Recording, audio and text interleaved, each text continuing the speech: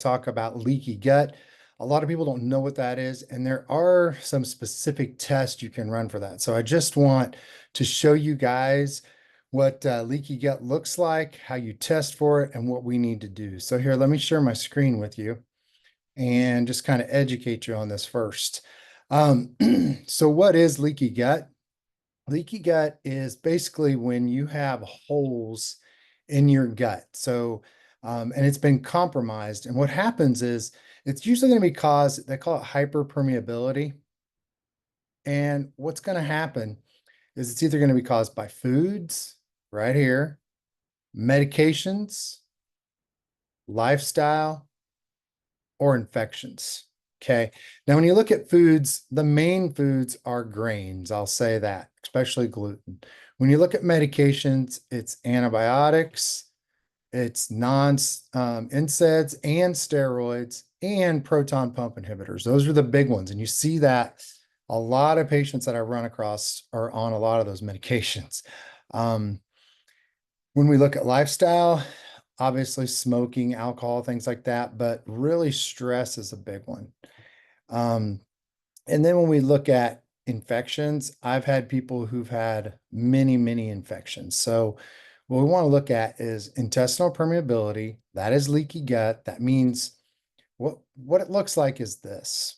So your gut should be held together here by these things called actin and zonulin. They hold it together. Now, what happens is when they break apart and they open up, when they break apart and they open up, it allows things through here, through the gut. Okay. So here's the gut, and then here is the bloodstream. So what we don't want is we don't want to see these actin filaments or these zonulin particles or these lipopolysaccharides. Today I'm going to talk about lipopolysaccharides because I had a lady who had very high lipopolysaccharides and it's not good.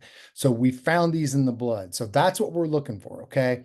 We're looking for leaky gut, and then we're looking for actin, zonulin, or the lipopolysaccharides over here in the bloodstream. Now, when it gets over here in the bloodstream, what happens is the body looks at it as like it's a foreign invader, okay? And it goes to attack it. And that's why these people feel bad. So today we're going to really go and focus on lipopolysaccharides. It's a gram-negative bacteria. And if not treated or caught, this can cause a lot of symptoms for a long time and can be a problem for many, many months or years to come. So what are lipopolysaccharides? They are bacterial toxins, can cause inflammation and health issues if they reach the bloodstream. Now, remember, they're okay as long as they're in your stomach or in your intestines, okay?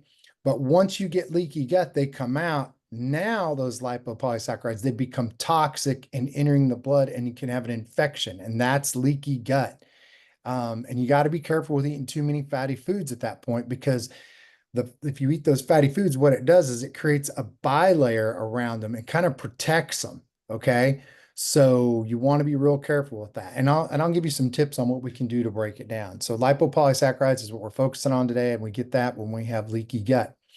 It's estimated, now these are just what I looked up. It's estimated that about 80% of the people in the USA have leaky gut, but many doctors believe that, and practitioners, they estimate 80% of us have it. But no one really knows. We just know we have a lot of GI problems. But example here, ulcerative colitis, a serious disease of the colon, affects probably more than 1 million people in the United States. So they're saying roughly 80% of the people could possibly have leaky gut. So anyway, and again, here we go. The structural changes in the intestine, the epithelial cells in there, response to dietary alterations, the LPS entered the bloodstream. It's resulting in an increase in the plasma levels of the lipopolysaccharides, and that's what we're looking for. So if we find these guys in the blood, we know that's not good. And I'll get into more stuff as we go. And here's what it can cause: massive inflammatory response and septic shock. Okay, guys, this is not good. So if these lipopolysaccharides get released in large amounts into the blood, they can cause a massive inflammatory response and septic shock, leading to main failure of organs and death. So this is going to affect other organs, okay? And I've seen this happen, in a patient before, and the parents really didn't take it seriously, and the girl still suffers today, and she's got all kinds of issues. And I hope they get through it. But anyway, if not treated or taken seriously, this can lead to a whole host of problems, and we'll talk more about that. So here's some of the symptoms: shortness of breath, dizziness, chest pain, numbness and tingling, swelling, especially in the hands and the feet, poor wound healing, skin problems, discolorization, and high blood pressure. So those are just some of them. So see how vague these problems are, and how this could be a problem for somebody like that, because it's just they're gonna go to the doctor, and what's gonna happen? They're gonna probably be diagnosed with other conditions and put on other medications, when it's in actuality, it's this. And so one of the main things that leads to, if not treated, chronic inflammation from lipopolysaccharides may contribute to a heart attack. So this is serious, and you have to look at it that way. And probably most of you have never even heard of lipopolysaccharides, and your doctor doesn't even test for it. But this is in our test, our leaky gut test. I'm going to show you what that looks like so you have an idea. So I test for this almost on every patient, because if they have leaky gut, I want to know, have they been on a lot of antibiotics? Have they been on proton pump inhibitors? Have they been on steroids? Do they eat a lot of grains? Are they under under a tremendous amount of stress? Have they had infections in the past? That's pretty much what's going to lead to it. Okay. So here's one of the tests I look at. And what we're looking at here is we're looking at the intestinal permeability. And remember, I told you we look at actin or antizonulin. We looked at the lipopolysaccharides, and we looked at actin. This person, it's compromised. We found these in the blood. And so when you see these in the blood, this tells us that has been compromised. Let's go back here and look at this. This has been compromised. Now, over here, we have these things in the blood. They should not be there. We've confirmed it. And once we see these, now we have to go, okay, what do we do to fix it? And that's why some of the most inflammatory foods are like, one of your most inflammatory foods are gluten or grains, and then dairy, then nuts, then lectins, and then food additives. And then there's medications, like I talked about. But one of the things we want to really look at is like, well, what if if you do have lipopolysaccharides, what are some of the symptoms like we talked about? This is just a random website I pulled up, and it's like fatigue is one of them, poor memory, anxiety, low empathy, depression, social disconnection, inability to experience pleasure. So these people, it drains them. It's like an infection. Okay. Like anything else, when you have an infection, you really don't want to do anything. I mean, you're just sitting there, they may have low grade fevers that come and go. So you want to watch for that. Disturbed sleep, again, fever. These people they have a hard time getting pregnant. The woman's going to have a hard time getting pregnant. They don't want to eat as much. Typically these girls won't eat. They'll become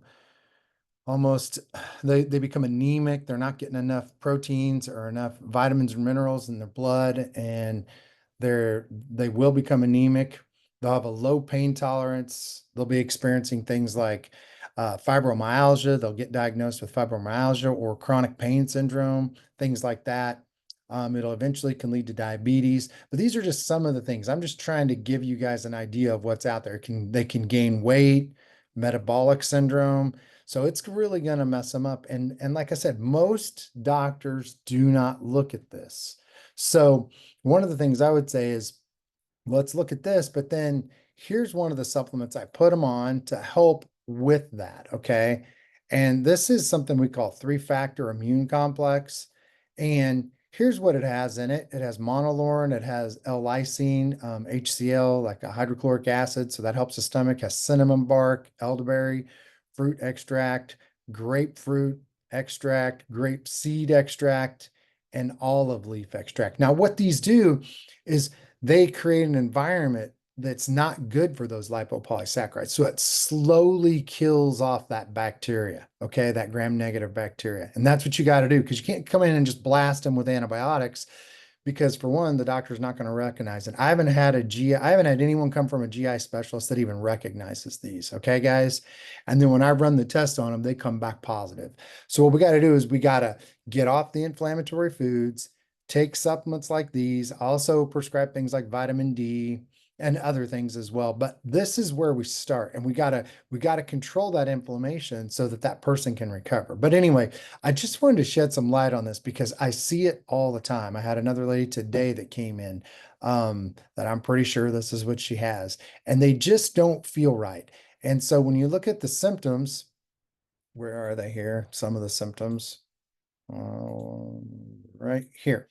These are very vague: shortness of breath, dizziness, chest pain, numbness, tingling, swelling in the hands and feet, poor wound healing, skin problems, discolorization, and then high blood pressure. So this is going to throw off that general practitioner. I promise you, it threw me off for years until I really got into it and started seeing more people have it. And then once you see them have it, you know what you got to do. You've got to pull out the inflammatory foods. You've got to try to heal their gut, calm down the inflammation with things like this and other supplements as well. Vitamin D is a good one, a good multivitamin. But you just definitely you got to calm down the inflammation. If you don't calm down the inflammation, it will continue to spiral and get out of control, and they won't do well.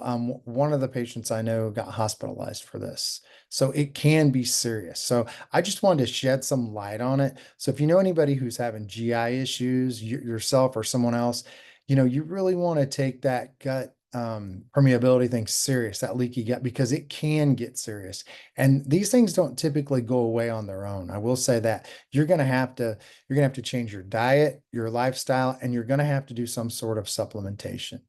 But anyway, I just wanted to shed some light on that today so you guys will know about it more than the average person, because these people run off to the doctor and they just have a whole host of symptoms, and it's just confusing.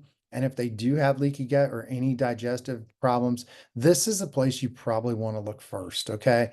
Like I said, you want to look here first because it starts off with things like, IBD or IBS, food sensitivities. And then next it goes systemic. People will start to have depression, anxiety, migraines, muscle pain, fatigue, mood swings, brain fog, things like that. And then it leads to other things like celiac disease, rheumatoid arthritis, Hashimoto's, and a whole host of other autoimmune issues. So the sooner you can catch it, the better, because like I said, this will not go away on its own.